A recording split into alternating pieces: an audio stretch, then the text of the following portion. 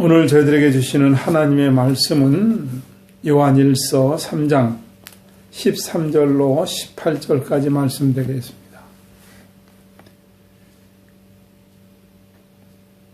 요한일서 3장 13절로 18절까지 말씀을 함께 교독하겠습니다. 형제들아, 세상이 너희를 미워하거든 이상히 여기지 말라. 우리가 형제를 사랑함으로 사망에서 옮겨 생명으로 들어간 줄 알거니와 사랑치 아니하는 자는 사망에 거하느니라. 그 형제를 미워하는 자마다 살인하는 자니 살인하는 자마다 영생이 그 속에 거하지 아니하는 것을 너희가 아는 바라. 그가 우리를 위하여 목숨을 버리셨으니 우리가 이로써 사랑을 알고 우리도 형제들을 위하여 목숨을 버리는 것이 마땅하니라. 누가 이 세상 재물을 가지고 형제의 궁핍함을 보고도 도와줄 마음을 막으면 하나님의 사랑이 어찌 그 속에 거할까 보냐. 자녀들아, 우리가 말과 혀로만 사랑하지 말고 오직 행함과 진실함으로 하자. 아멘. 기도하고 말씀 나누겠습니다. 하나님 아버지, 부족한 자를 성령의 능력으로 사용하여 주시옵소서. 말씀의 은혜가 넘치고 말씀해 주시는 감격이 넘치고 말씀에 숨어있는 능력들이 모두에게 경험되게 하여 주옵소서. 예수님의 이름으로 기도하옵나이다. 아멘.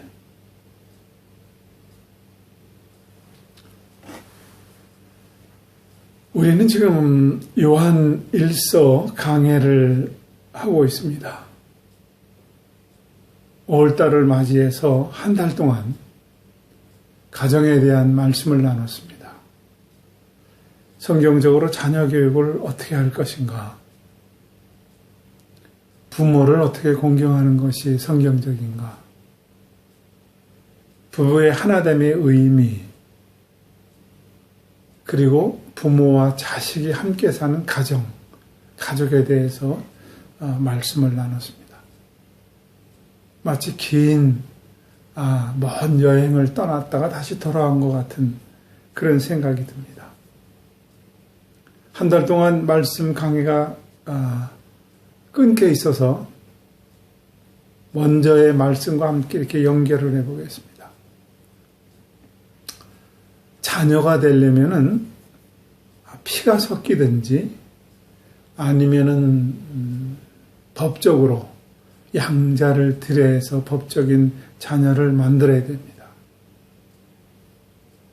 우리가 하나님의 자녀가 되려면 우리도 마찬가지로 피가 섞여야 되는데 성경에서는 예수님께서 이 땅에 오셔서 피 흘려 죽으셨다는 겁니다. 이 사실을 믿으면 하나님과 피의 관계가 성립된다는 겁니다. 아니면은 하나님이 이 땅에 육신을 입고 오셨습니다. 영접하면은 양자의 영을 받는다는 겁니다. 영접하는 자, 그 이름을 믿는 자에게는 하나님의 자녀가 되는 권세를 주셨다고. 이 내용을 요한은 테크네라고 하는 핏줄기의 자녀를 얘기하고 있고 사도 바울은 양자의 영, 휘어스라고 하는 그런 단어로 우리에게 설명하고 있습니다. 예수님의 십자가의 보혈을 통해서 죄사함을 얻으면은 핏줄기의 자녀가 되고 하나님이 육신으로 이 땅에 오신 것을 영접하면은 양자의 영으로 하나님의 자녀가 되는 것입니다. 이렇게 하나님의 자녀가 되면은 첫째 죄를 짓지 않는다는 거예요. 나는 예수를 믿어도 믿기 전에도 죄를 지은 적이 있는데 여러분이 예수 믿기 전에 예수 믿고 난 뒤에 혹 잘못을 한 것은 십자가의 보혈로 이미 다 용서받았습니다. 여기서 죄를 짓지 않는다고 하는 것은 반복해서 죄를 짓지 않는다는 말입니다. 간음하는 자가 아직도 반복해서 예수 믿고 난 후에도 간음을 한다든지, 도둑질을 하는 자가 예수 믿고 난 뒤에도 계속 도둑질을 반복해서 한다든지, 그러면 여러분의 구원은 maybe not 아니라는 겁니다. 반복해서 죄를 지을 수 없다는 거예요. 또 하나님의 자녀가 되면은 핏줄기의 자녀든 양자의 영의 자녀든 그것이 테크나나 피어스나 어떤 경우라든지 가인과 같이 하면 안 된다는 거예요. 왜냐하면 가인은 악하다 그랬어요. 하나님을 믿는다면은, 예수님을 영접했다면은 악하면 안 됩니다. 아니, 악할 수가 없습니다. 악한 자의 예배는 안 받으십니다. 악한 자의 예물도 안 받으십니다. 가인의 예물과 가인의 제사를 하나님이 안 받으셨습니다. 바리새인들의 제사를 하나님은 안 받으셨습니다. 아나니와 삽비라는 재산을 팔아서 반을 갖다 바쳤지만 하나님은 안 받았습니다. 혹 여러분들이 탈세하거나 여러분들이 혹 투기를 해서 많은 이익을 얻고 가난한 자들을 눈물을 흘리게 했다거나, 아니면 도둑질을 했다거나 저울을 속였다거나, 이런 재물을 하나님 받을 수 없습니다. 너희는 가인과 같이 하지 말라는 것입니다. 또 하나님의 자녀가 되면은 우리가 세상에서 미움을 받습니다. 로마 권력에 의해서 그리스도인들은 미움을 당하고 죽임을 당했습니다. 유대교를 통해서 그리스도인들, 예수님을 따른 사람들은 미움을 당하고 많은 박해를 받았습니다. 지금도 마찬가지입니다. 불교 신자를 세상은 미워하지 않습니다. 회교도들을, 힌두교도들을 세상은 미워하지 않습니다. 그런데 유독 그리스도인들은 세상이 미워합니다. 적대시합니다. 핍박합니다. 오늘 성경 말씀은 그런 게 있다. 그러나 이상히 여기지 말라 그래요. 13절입니다. 본문 13절 들어왔습니다.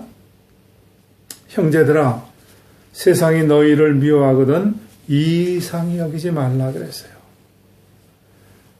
예수님 당시에도 이 미움은 그리스도인들의 트레이드 마크였습니다. 지금도 마귀가 세상의 그리스도인들을 미워합니다. 왜 미워합니까? 예수 믿으면 우리의 몸은 세상에 살고 있지만 우리는 하나님의 사람들입니다. 예수를 믿으면 몸은 이 땅에 있지만 우리는 하나님의 자녀입니다. 하나님의 택함을 받은 거로 세상이, 마귀가 우리를 미워한다는 겁니다. 이 내용은 예수님이 여러 차례 말씀하셨어요. 그 중에 요한복음 15장에서 18절, 19절을 한번 보겠습니다. 세상이 너희를 미워하면은 너희보다 먼저 나를 미워한 줄 알라. 너희가 세상에 속하였으면 세상이 자기의 것을 사랑할 터이나 너희는 세상에 속한 자가 아니요 도리어 세상에서 나의 택함을 입은 자인 거로 세상이 너희를 미워하느니라 그랬어요. 우리는 세상에서 건짐을 받았습니다. 택함을 받았습니다. 그래서 택함을 받지 못한 이 세상은 우리를 미워한다는 거예요. 이상히 여기지 말라는 거예요. 요한복음 17장 14절에도 내가 아버지의 말씀을 저희에게 주었사오매 세상이 저희를 미워하였사오니 이는 내가 세상에 속하지 아니함같이 저희도 세상에 속하지 아니함을 인함이니라 그랬어요. 우리가 세상에 택함을 받았어요. 예수님이 이 땅에 속하지 아니하는 것처럼 예수 믿는 사람도 이 세상에 속하지 아니한다는 거예요. 그래서 예수 믿는 것 때문에 세상에서 미움을 받고 하나님의 택함을 받았기 때문에 세상이 우리를 미워해요. 이것이 하나님의 사람입니다. 왜 세상은 우리를 미워할까요? 세상은 마귀가 주관하고 있습니다. 그래서 세상은 우리를 미워합니다. 여러분이 더 잘 믿으려고 하고 더 열심히 하려고 하면은 많은 핍박과 미움을 받게 됩니다. 이것이 크리스천의 역사예요. 믿음의 선배들은 다 이런 발자취를 지났습니다. 이러한 핍박과 믿음받음이 초대교회의 역사예요. 로마 권력에 의해서 많은 그리스도인들이 핍박과 죽임을 당했습니다. 사도행전의 사도들의 역사를 보면은 때로는 매를 맞고 때로는 감옥에 갇히고 야고보의 순교를 시작으로 해서 많은 사도들이 아픔과 고통과 그리고 죽임을 당했습니다. 중세 때 종교 개혁자들이 이것은 성경 말씀하고 배치가 돼서 바로잡아야 된다고 할 때 종교 수장들을 통해서 여러분 재판을 받고 사형을 당했습니다. 일본이 우리나라를 점령할 때도 예수 믿는 것 때문에 불이익을 당하고 죽임을 당하고 6.25 전쟁을 통해서 많은 그리스도인들이 불이익과 죽음을 당했습니다. 지금도 여러분 성경적으로 살고 말씀대로 살려고 하면은 세상이 마귀가 우리를 미워합니다. 동성애 하나님 원치 않아서 반대합니다. 반대의 입장에 서면 세상이 우리를 미워합니다. 어느 선생님이 학교에서 촌지를 받아요. 학부모로부터 돈을 받는 것이 관행으로 되어 있는데 내가 그리스도인으로 이건 받으면 안 되지. 그래서 촌지를 거부했대요. 그랬더니 많은 선생들이 자기네들도 촌지를 받는 게 걸리는데 그 선생이 눈 감으면 다 똑같아질 텐데 눈 감지 않고 그것을 거부하기 때문에 불편한 거예요. 그래서 모든 선생들로부터 학교로부터 미움을 당했다는 그런 얘기를 듣습니다. 여러분 누가복음 6장 22절에 보면은 인자로 인하여 사람들이 너희를 미워하며 멀리하고 욕하고 너희 이름을 악하다 하여 버릴 때에는 너희에게 복이 있다는 거예요. 예수님 믿는 것 때문에 사람들이 우리를 미워하고 사람들이 우리를 욕하면은 너에게 복이 있다는 거예요. 예수 믿는 것 때문에 미움을 받으면 복이라는 거예요. 천지를 거부하고 바르게 살려고 하다 미움받으면 이걸 복이라고 하는 거예요. 말씀대로 살려고 하다가 왕따를 당하면은 이게 복이라는 거예요. 우리는 복하면요, 갑자기 일확천금 아니면 로또가 당첨되고 안 되는 것을 믿습니다 해서 받아내면 그걸 복이라고 자꾸 생각하는데 여러분 이런 건 다 기복신앙입니다. 참 이런 것을 신앙이라고 붙들고 있으면 참 가슴 아픕니다. 예수 믿는 것 때문에 믿음을 받는다는 거예요. 이렇게 믿음 받을 때 우리는 얼마나 힘들고 좌절하게 됐습니다. 그런데 성경은 사랑하라는 거예요. 움츠려들지 말고 적극적으로 사랑하라는 거예요. 힘들어하지 말고 사랑하라는 거예요. 이게 복이라는 거예요. 14절 말씀을 봅니다. 우리가 형제를 사랑함으로 사망에서 옮겨 생명으로 들어간 줄을 알거니와 사랑치 아니하는 자는 사망에 거하느니라. 형제를 사랑함으로 사망에서 옮겨 생명으로 들어간 줄을 아는데 사랑치 아니하면 사망에 거한다 그랬어요. 사랑함으로 사망에서 생명으로 옮겼다. 사랑치 아니하면 아직도 사망에 있다는 거예요. 여기서 사랑과 생명은 동의어거든요. 그러니까 사랑하면은 생명으로 옮겼다는 말이에요. 사랑했다 그래서 구원을 얻는 건 아니에요. 그러나 구원받았으면 사랑한다는 거예요. 여러분에게 영생이 있다면 사랑한다는 거예요. 여러분이 생명이 있다면 사랑한다는 거예요. 만약 형제를 사랑하지 않는다면 14절에 어디에 거한다고요? 사망에 거하느니라. 다시 말해서 구원이 없다는 거예요. 영생이 없다는 거예요. 더 나아가서 15절에 보니까 그 형제를 미워하는 자마다 살인하는 자니 살인하는 자마다 영생이 그 속에 거하지 아니한다 그랬어요. 형제를 미워하는 자마다 살인한다는 거예요. 살인하니까 영생이 그 속에 없다는 거예요. 미움이 살인이 되고 살인은 영생이 없다. 난 미워한 적이 많은데 결국 그럼 살인했네? 난 천국 갈 수 없나? 이렇게 우리는 생각할 수 있어요. 예, 우리는 미워할 수 있습니다. 사람이니까. 그런데 미움을 계속 가지고 있으면 이것은 결국 살인한다는 거예요. 이 말씀이 무슨 말이냐면은 반복해서 죄를 지으면 어떻게 영생이 있겠느냐? 예수 믿으면서 계속해서 간음을 하거나 계속해서 도둑질을 하면 어떻게 영생이 있겠느냐? 그 말씀하고 똑같은 말씀이에요.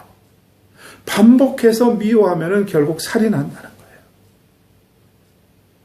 여러분, 살인의 시작은 조그만 미움에서 시작됩니다. 그것이 결국엔 잉태에서 살인의 결과로 이어진다는 거예요. 우리는 이 사실을 가인에게서 잘 보았습니다. 가인은 제사가 받아들이지 않으니까 분을 품었습니다.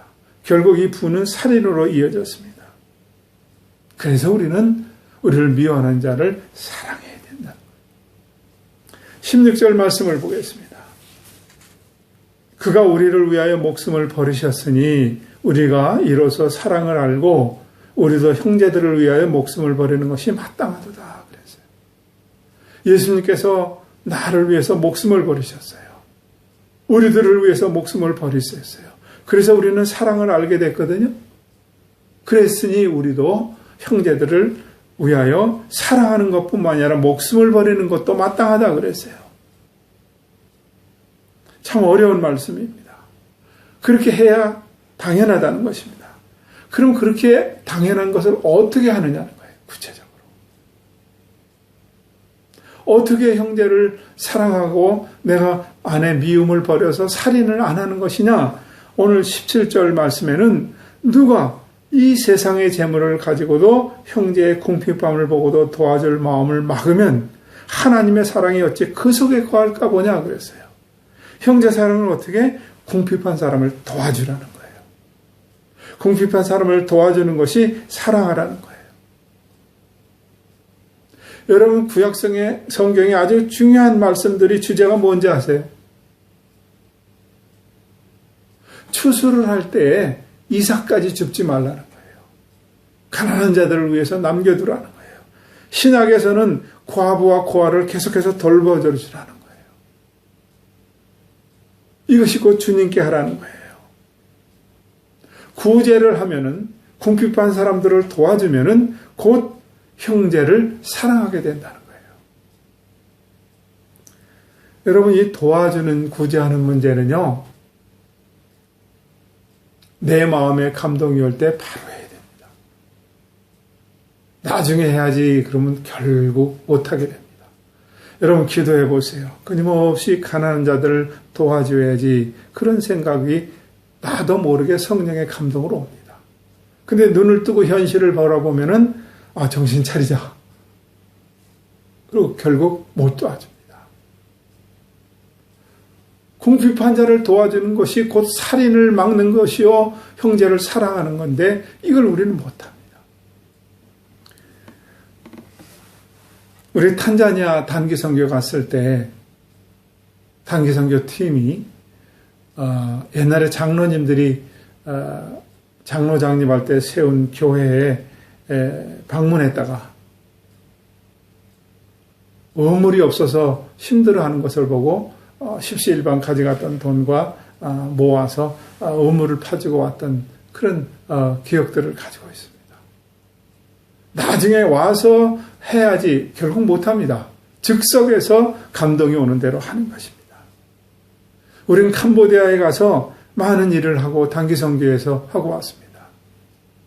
많은 옷을 가지고 해서 나눠줬습니다. 가난한 자를 위해서 소도 샀습니다. 가난한 자들을 위해서 집도 지었습니다.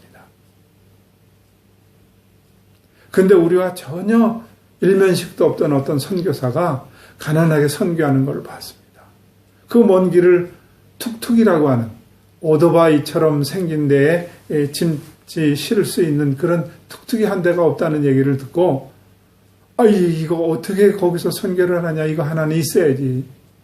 그래서 즉석에서 우리가 또 주머니를 열어서 모아서 처음 본 선교사에게 툭툭이를 하나 사주고 왔던 기억이 있습니다. 궁핍한 사람을 보면은 나중에 하지 못합니다. 바로 하는 것입니다.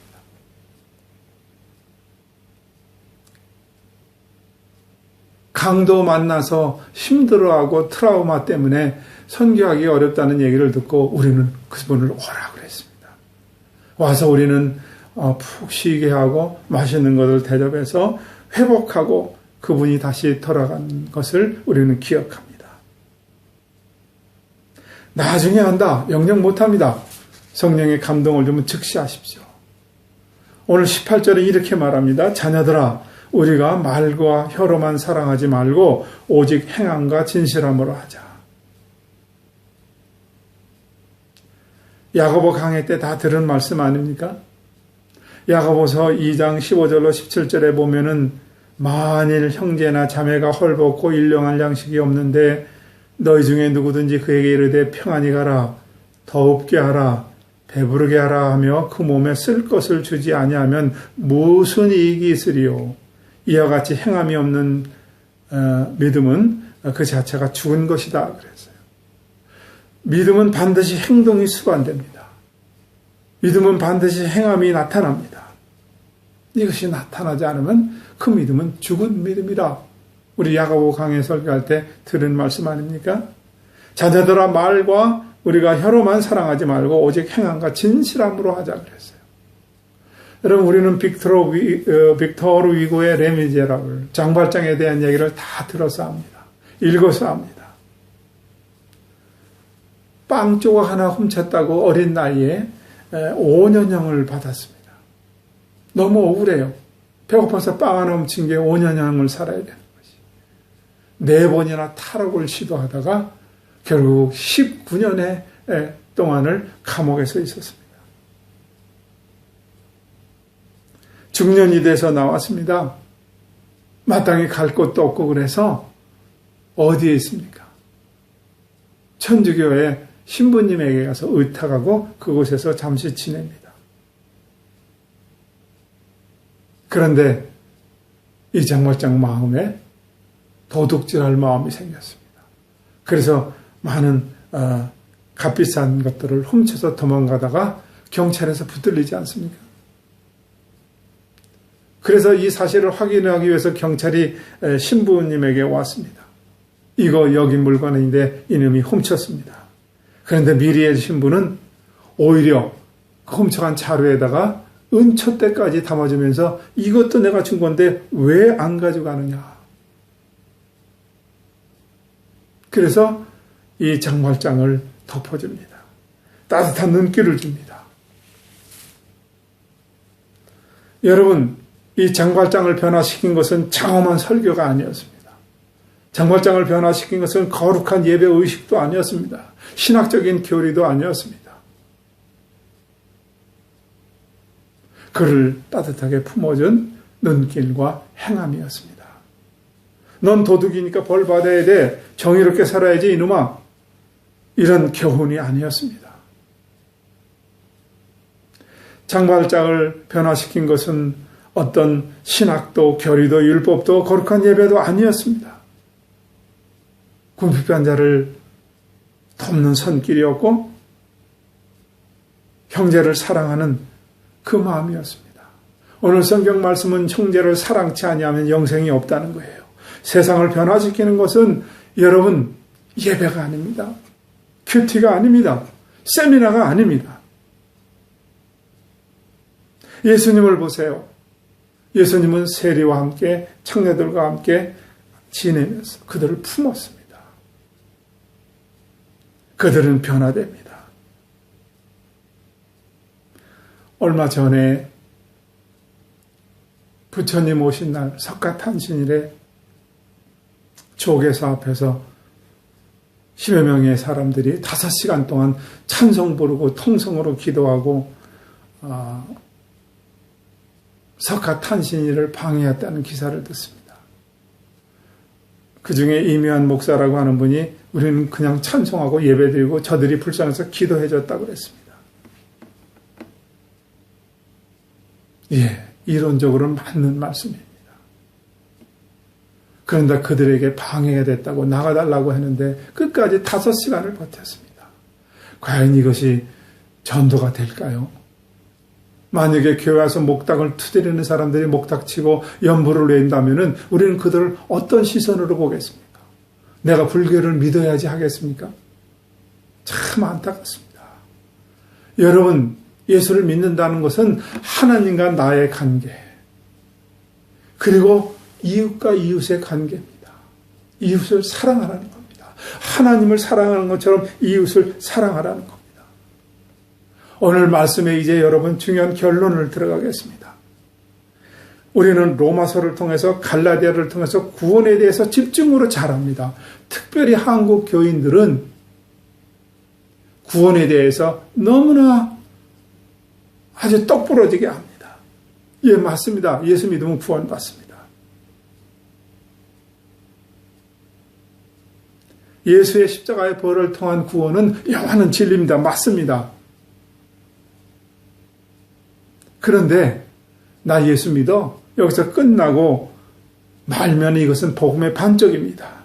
여러분, 로마서 갈라디아를 통해서 예수 믿으면 구원받았다고 하는 이 사람들은 야고보로 가야 됩니다. 요한서신으로 가야 됩니다. 행함이 없는 믿음은 죽은 믿음이요 형제의 궁핍함을 보고도 도와주지 않으면 어찌 영생이 그 안에 있겠느냐 하는 그 야고보서 요한서신으로 가야만 합니다.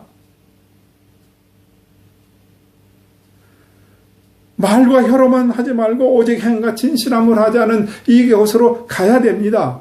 로마서에서 갈라디아에서 시작한 구원의 은혜들이 이제는 야고보 요한서를 통해 가야만이 계시록으로 가서 새하늘과 새 땅으로 갈 수 있다는 사실입니다. 예수님 영접한 사람들 예수님처럼 살아야 됩니다. 로마서 갈라디아서를 통해서 구원의 복음을 가진 사람들은 야고보 요한서신으로 가서 요한계시록으로 가서 새하늘과 새 땅을 가서 생명나무의 열매 앞에 이르러야 되는 거 아닙니까? 그런데 우리는 예수 믿어서 구원의 은혜가 관계되면은 하나님과 나의 관계가 되고 이웃을 도외시하는 경우가 너무나 많습니다. 오늘 이 사도 요한의 서신을 통해서 이웃과의 관계, 이것을 사랑하지 못하는 자는 영생이 없다. 영생이 어떻게 그 안에 거할까 보냐 그랬습니다. 사랑하는 것이 구원은 아닙니다. 그러나 영생을 가진 사람은 사랑하게 되어 있고 형제의 궁핍함을 보고도 가만히 있지 않습니다. 혹시 여러분의 신앙이 하나님과의 관계, 로마서 갈라디아서로 끝나고 있다면 반드시 여러분 우리의 신앙은 야고보서를 통과해야 됩니다. 요한서신을 통과해야 됩니다. 그래서 계시록의 새하늘과 새 땅에 이르러야 된다는 이 말씀을 마음에 꼭 새기십시오. 이 말씀이 주님 만나는 그날까지 여러분 안에 살아있기를 주님의 이름으로 축원합니다. 기도하겠습니다. 하나님 아버지, 오늘 들은 말씀이 주님 만나는 그날까지 우리 가슴에 살아 숨쉬게 하여 주옵소서. 주님의 이름으로 청원합니다. 힘들고 어려울 때, 도와줘야 될 때 이 말씀이 생각나게 하시고, 나 혼자만 갖고 있는 신앙이 아니라 삶 속에서 정령하는, 그래서 삶에서 승리하는 말씀 될 수 있도록 이 말씀을 아버지 우리 마음에 담겨지게 하여 주시옵소서. 예수님의 이름으로 기도하옵나이다.